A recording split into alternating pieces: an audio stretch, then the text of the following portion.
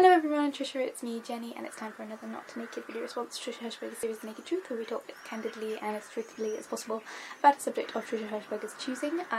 Straight out of the shower, no makeup, wet hair. Most people choose to do it naked, I choose not to. I've got to apologise slightly because my hair is slightly drier than normal, partially because it is so humid and my hair is just drying.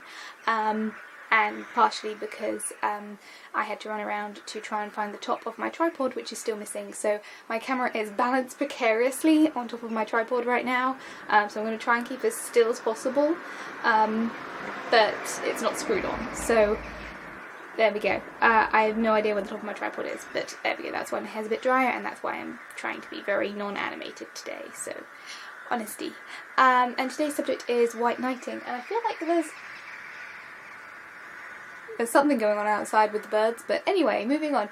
Today's subject is white knighting, the internet thing where someone jumps to someone else's defence in the comments, for example, and it's really distracting, and it's kind of a derogatory term, as Trisha explained. If you want more details about it, go to Trisha's video, because she's good at explaining what that actually means. And again, like Trisha, I have very mixed feelings about it, because one of the things that comes up in terms of the negative aspects of white knighting, on the positive side, is people wanting to help each other and coming from a place of wanting to help each other and saying, you know, what you're saying or what you're doing, if you were not in the internet context, if you weren't hidden behind an anonymous username, what you're doing and what you're saying would be socially appalling. It would count as harassment. It would be, you know, you could be, you know, fired from your workplace if you were to say that in real life. You could be arrested depending on some of the stuff that's said on the internet, but because you're hidden behind a username you think that's okay. And my rule of thumb is, you know, if you're going to say or do something on the internet, think about whether or not you'd say and do it in real life, and you know, learning that just because you're hidden behind an anonymous username doesn't mean that you're not responsible for your actions and can't be accountable for them.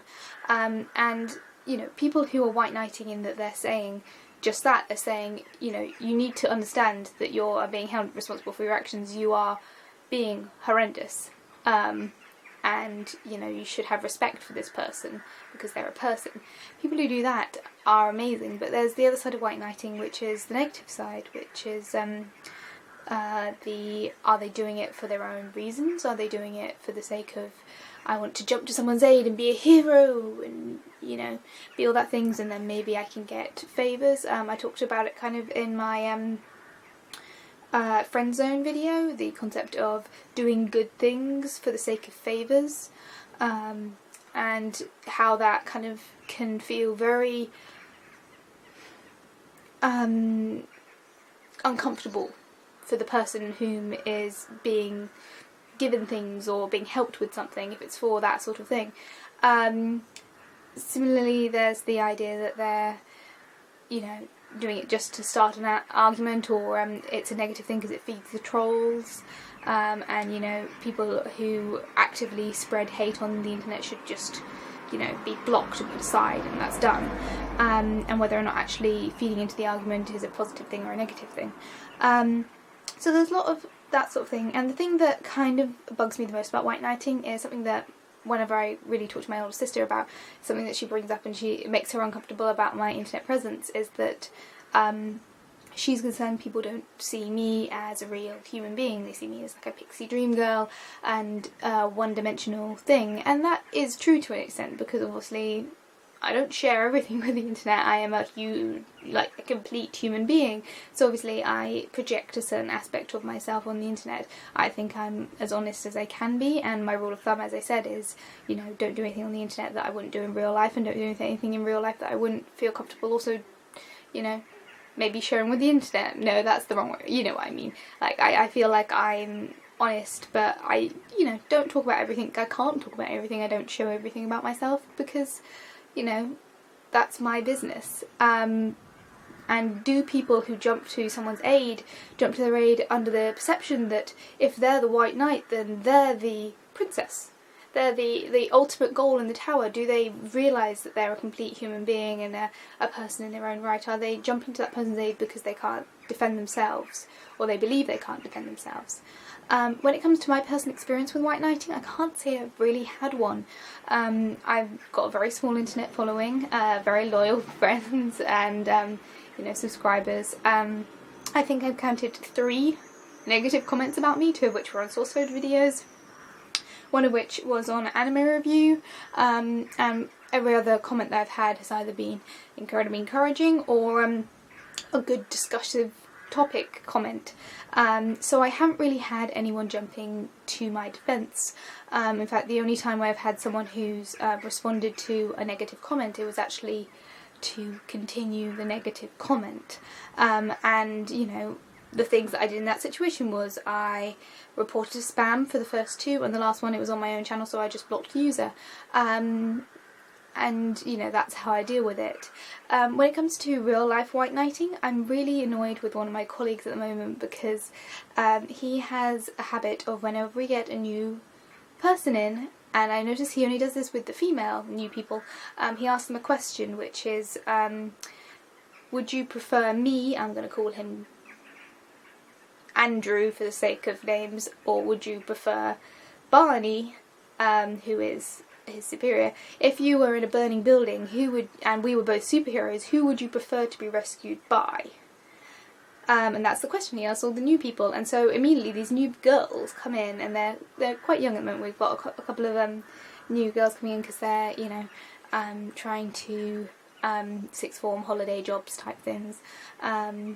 And, you know, you always get new people in the summer. We've got a couple of new boys as well, but it's just one of those colleague kind of staff turnover things in the summer. And he only does this to girls, and that means that these poor women have the problem of immediately having this sort of thing forced on them. And my immediate response, which is something that none of the other girls have done, is to skirt the issue and go, screw you, dude. If I was in a burning building, I would rescue myself, and I wouldn't really want either of you two to rescue me.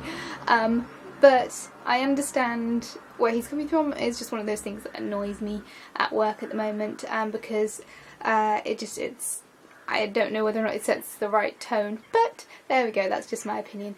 I think it is just an icebreaker thing, and I think it's, you know, his intention is just to break the ice and do that sort of thing, but I think it's one of the things that just bugs me at the moment. But yeah, my perspective is, if you're doing it viewing someone as a complete and utter equal, and the thing you're focusing on is the negative thing that's being said, rather than jumping to someone else's rescue. If you are fighting against the negative action, not for yourself and not because you think the person who is being abused needs your specific help, then white knighting is fantastic. But if you're doing it for selfish reasons, if you're doing it because you don't view the person who is being attacked as a full human being, then that's when it becomes a negative thing. And I've talked for way too long, which I always do on these things, but there we go. That is my thoughts. I'm sorry, Trisha, I forgot I filmed, I've uploaded on time both the 2 last Naked Truths, and I completely forgot to send both of them to you because I'm disorganised. Also, the racism one was one that I was incredibly nervous about, and in fact I've done an extra on my commentary for this week, a little extra kind of subnote to explain, because it was one of those subjects I was so nervous about talking about, and I kind of rambled into nothing, and then I had to kind of explain what I actually meant in my commentary video, so there we go. But words and stuffs and things. Thank you for watching. Feel free to comment down below. Have you had an experience with white knighting? Have you been a white knight? Have you been someone who's jumped to someone else's defence? And what was your thought process? Were you, you know, jumping to someone's aid, or were you jumping for your own standpoint against the thing that was being said? And if it's different from my opinion, please put it down in the comment. Just be respectful, because that's how this channel works. And there we go. Thank you for watching, and see you all next week. Bye guys.